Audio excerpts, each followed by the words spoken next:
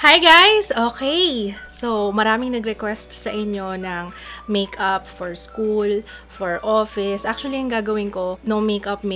So, I will try my best. Kasi lately, talaga, pag nag-makeup ako, ay, pero yung gagawin kong makeup guys, ito yung pwede kong suotin sa school.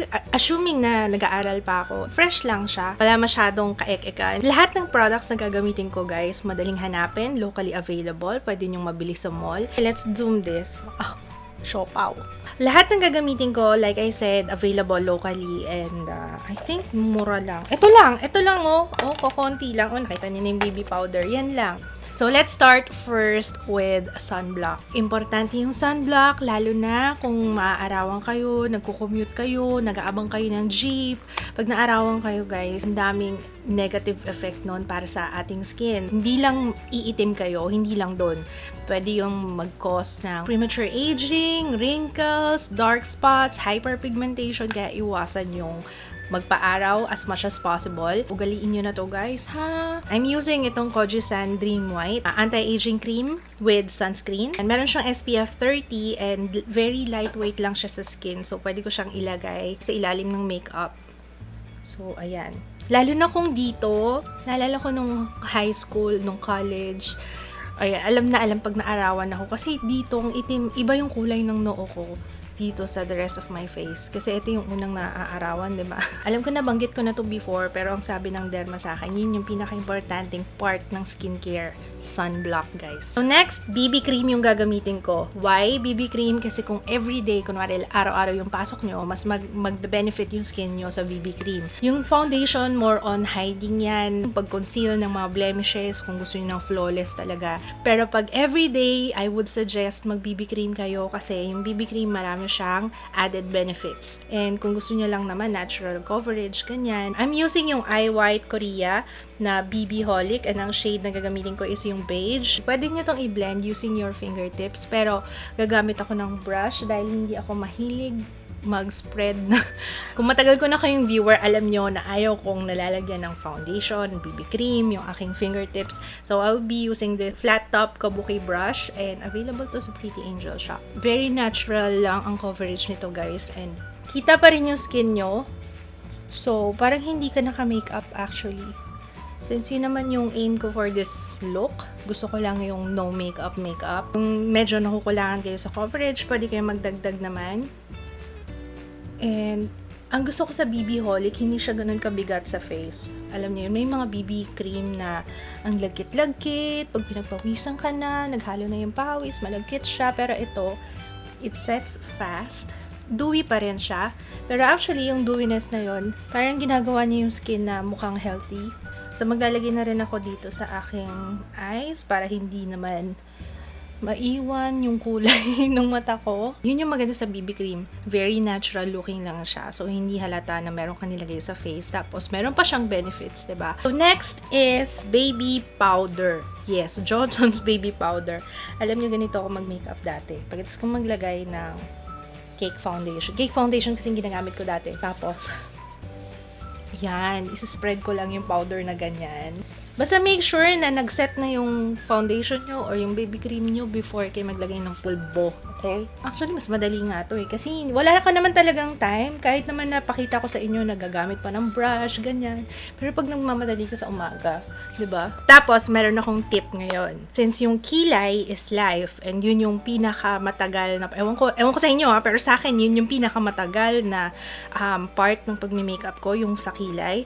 So, ngayon, gagawin ko yun last. Uunahin ko na muna yung madadali para kung ano yung matira kong time. Kasi pansin ko, pagka mas nagfo-focus ako sa kilay ko, mas nagiging overdone siya.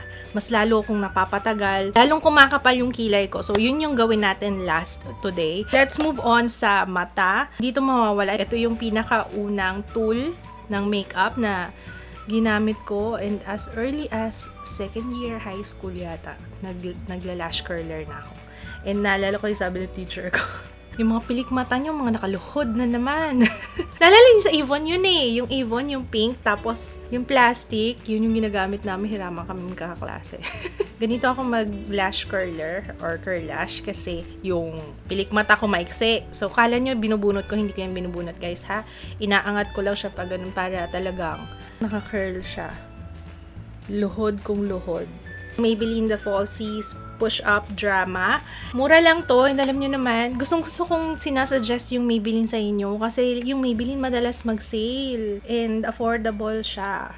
And maganda rin naman yung quality, kaya yun. Another option is yung Fashion 21. Isa ring favorite ko yun, yung let me get it. Yan, maganda rin to guys, yung Fashion 21. So usually, nagko-concentrate ako dun lang sa pinaka-base ng aking lashes. Okay? So, para magmukha siyang makapal.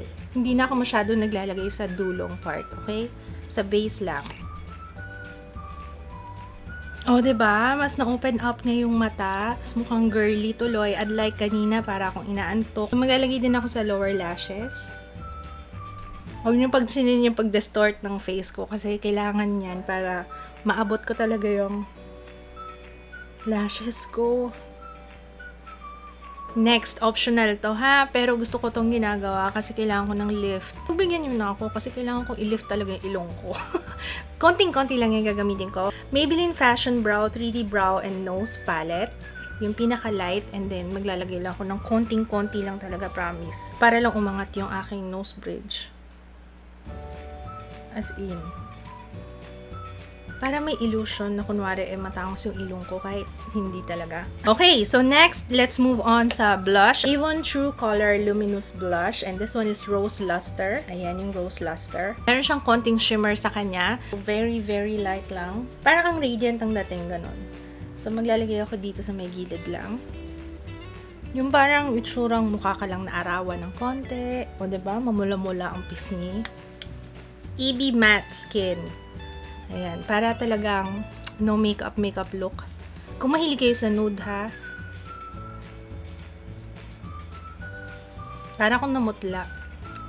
Para hindi ko type to. You know what? Eto tayo. Mirrored Mocha, yan yung gagamitin ko kasi parang ang putla nitong parang kung may sakit.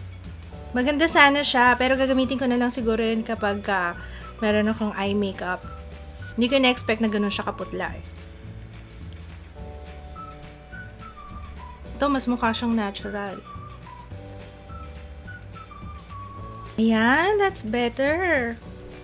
Parang lips ko lang din kanina. Ganda ng kulay nito. Ang ginamit ko sa kilay, itong Maybelline Brow Precise Fiber Volumizer. Kung gusto niyo mapanood yung step by step kung paano ko siya ginawa, check out the previous video. Sobrang dali lang. Nakauso na rin ako finally. Hindi na yung laging overdone and drawing na kilay. So, ito mukhang natural na natural lang talaga. Perfect dito sa look na ginawa ko. Okay guys! So, yun lang. Sana na-enjoy nyo tong video na to and nakatulong. Listahan ng mga products na ginamit ko nasa description box. Thank you so much for watching. See you again next time. Oh! Kung meron kayong mga request, comment lang kayo sa baba. Okay? See you again on my next one. Bye!